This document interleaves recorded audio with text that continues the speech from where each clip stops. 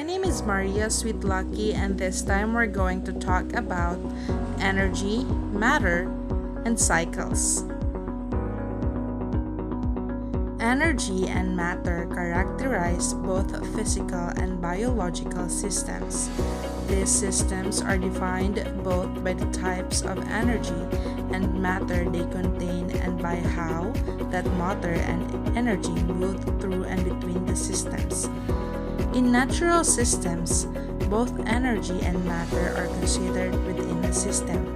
This means that energy and matter can change forms but cannot be created or destroyed.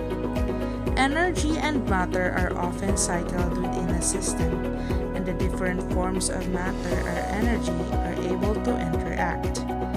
The surrounding environment must be considered when studying a system's energy and matter to examine flow into and out of the system.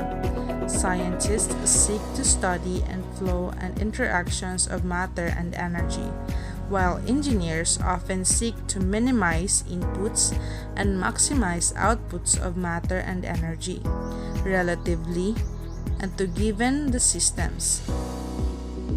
Ocean and aquatic scientists and engineers study a variety of types of matter and energy. For example, biogeochemists describe how matter is cycled and energy is transformed at large and small scales. Also, biogeochemists might examine cycles of elements and compounds such as water, carbon, and mercury. Some ecologists examine the behavior and variation in stages of decomposition of a whale falls. Ocean engineers are developing ways to transform wind and wave energy at sea into usable electricity for people who live in coastal regions and beyond. According to the framework, the cross-cutting concept of energy and matter can be used to develop understanding across physical, life, and earth science disciplines.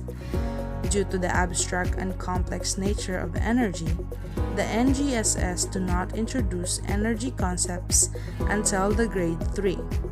At this level, students can understand the flow of energy into and out of the system. Matter can also be an abstract concept, especially at the molecular level. For these reasons, the idea of atoms is not introduced in a middle school. However, all students can observe and describe the transfer of matter at the microscopic level.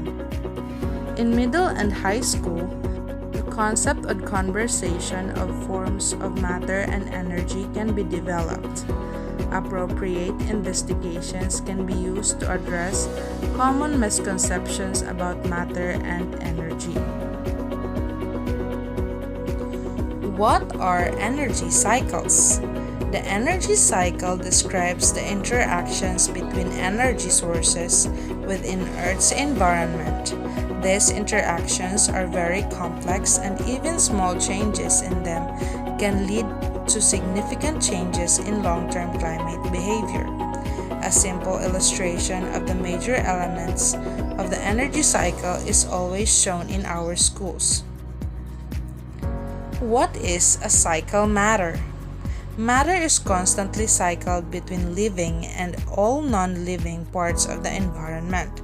Processes like photosynthesis and nitrogen fixation allow the carbon and nitrogen cycles to regenerate needed substances by recycling Earth's atoms. And lastly, what are examples of energy and matter? A raindrop falling from the sky is made of matter, plus its potential kinetic and thermal energy. A lit light bulb is made of matter, plus it emits energy in the form of heat and light. The wind consists of matter, gases in air, dust, and pollen, plus it has kinetic and thermal energy. I think that's all for today. My name is Maria Sweetlucky, and see you in my next video. Bye!